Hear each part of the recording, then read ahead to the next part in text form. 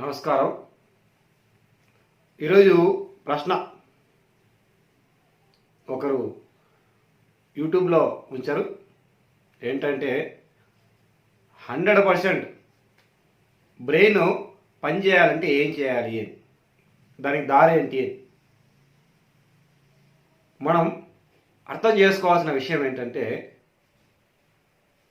Brain అన్న పదానికి ఇప్పుడున్న ప్రపంచంలో వాల్యూ పోయింది. మనము ఒక 30 ఏళ్ల క్రితము 40 ఏళ్ల క్రితము అంటే మనం చిన్నప్పుడు ఉన్న కాలంలో బ్రెయిన్, ఇంటెలిజెన్స్ స్టూడెంటు, ఇంటెలిజెంట్ అన్న పదానికి చాలా వాల్యూ ఉంది. ఇప్పుడు బ్రెయిన్ అన్న పదానికి వాల్యూ లేదు. అది అవుట్డేటెడ్ వర్డ్.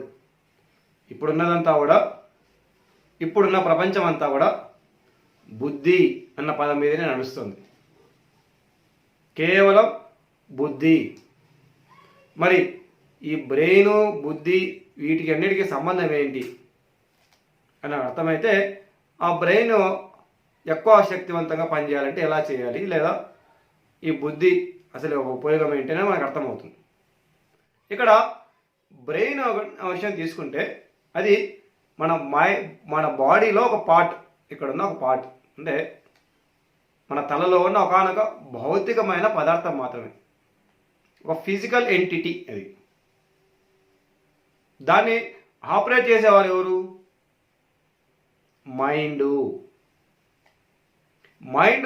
ప్రాపర్గా ఆపరేట్ చేయగలిగితే బ్రెయిన్ యొక్క బాస్ వచ్చేసి మైండ్ ఎలా ఉంటే ఆ బ్రెయిన్ అని ఒక ఇన్స్ట్రుమెంట్, ఒక ఫిజికల్ పార్ట్ అంత అద్భుతంగా పనిచేస్తుంది.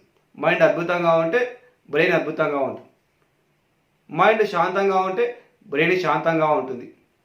అంటే బ్రెయిన్ అన్న ఒక ఫిజికల్ ఎంటిటీ సంపూర్తిగా మైండ్పై ఆధారపడింది. ఒక కార్ అనేది ఒక అద్భుతమైన ఇన్స్ట్రుమెంట్. మెర్సిడీస్ బెంజ్ కార్ తీసుకున్నాం. ఆ మెర్సిడీస్ బెంజ్ కార్ ఎంత అద్భుతమైనది అయినప్పటికీ కూడా, ఎంత గొప్పదైనప్పటికీ కూడా, ఎంత వాల్యుబుల్ అయినప్పటికీ కూడా దానికి సరైన డ్రైవర్ ఒకరు ఉండాలి, సరైన బాస్ ఒకరు ఉండాలి. ఆ బాస్ పేరే డ్రైవరు. ఆ డ్రైవర్ సరిగ్గా ఉంటే ఆ అద్భుతమైన కారు మనల్ని అద్భుతంగా సరైన దిశకు, సరైన గమ్యానికి చేరుస్తుంది, లేకపోతే లేదు. అలాగే ఈ బ్రెయిన్కు సరైన దిశానిర్దేశం ఇచ్చేది మైండ్ని మనం డెవలప్ చేసుకుంటూ వెళ్తే ఆటోమేటిక్గా బ్రెయిన్ యొక్క డెవలప్మెంట్, బ్రెయిన్ యొక్క ఉపయోగం అనేది జరుగుతుంది సరిగ్గా.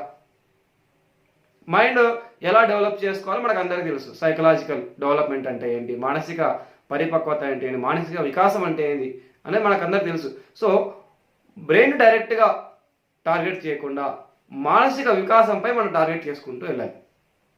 మరి లేదా మైండ్కు బాస్ ఎవరు? ఆత్మ. కారు ఉంటుంది, కారుకి డ్రైవర్ ఉంటారు, అద్భుతమైన డ్రైవర్కి ఆ కారు ఓనర్ ఒకరు ఉంటారు. మెర్సిడీస్ బెంజ్ కార్ అనే ఒక కారు యొక్క ఓనరు ఎలా చెప్తే అలా ఆ డ్రైవరు లేదా ఆ కారు వెళ్తూ ఉంటుంది. ఆ డ్రైవర్కి దిశానిర్దేశం ఇచ్చేవాడు మళ్ళీ ఓనరు. అలాగే ఈ యొక్క మన జీవితానికి సోల్ ఓనర్, కంప్లీట్ ఓనర్ వచ్చేసి ఆత్మ. ఈ జన్మ తీసుకునేది ఆత్మ. ఆత్మకి మైండ్ ఒక ఇన్స్ట్రుమెంటే, మైండ్ ద్వారా బ్రెయిన్ అనేది కూడా ఒక ఇన్స్ట్రుమెంటే.